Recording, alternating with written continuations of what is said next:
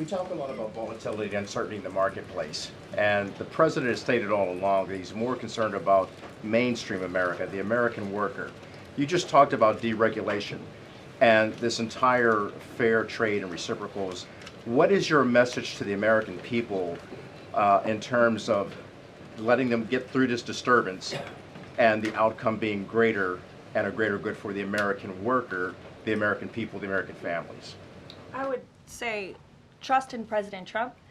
There's a reason he was reelected to this office. It's because of the historic success of his economic formula in the first term, and as I laid out at the beginning of the briefing and the Secretary has talked about and the President talks about every day, there's a proven formula that works.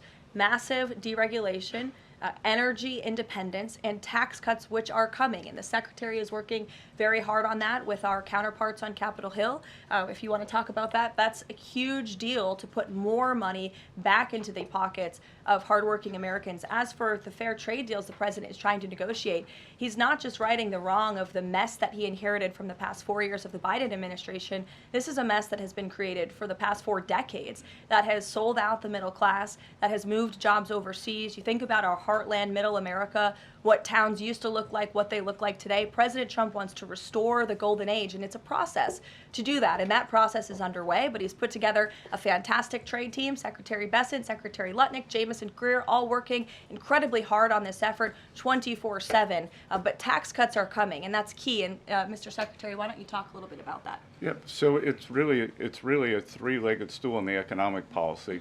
It's trade, it's tax, and it's deregulation. So we are in the midst of addressing, as Karoline said, these long-term trade imbalances.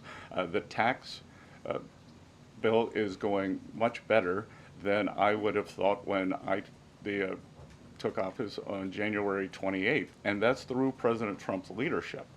That Speaker Johnson, Leader Thune are united.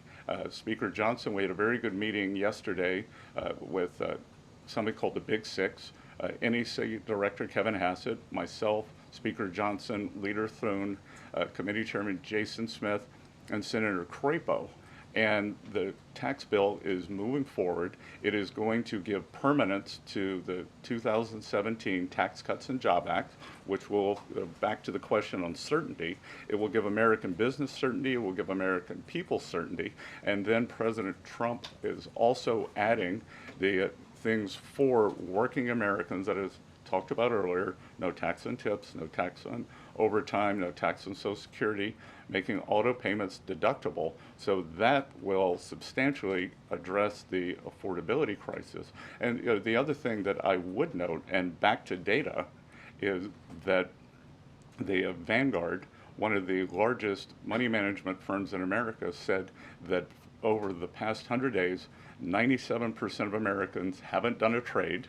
And in fact, individual investors have held tight while institutional investors have panicked. So individual investors trust, the investors trust President Trump. Megan.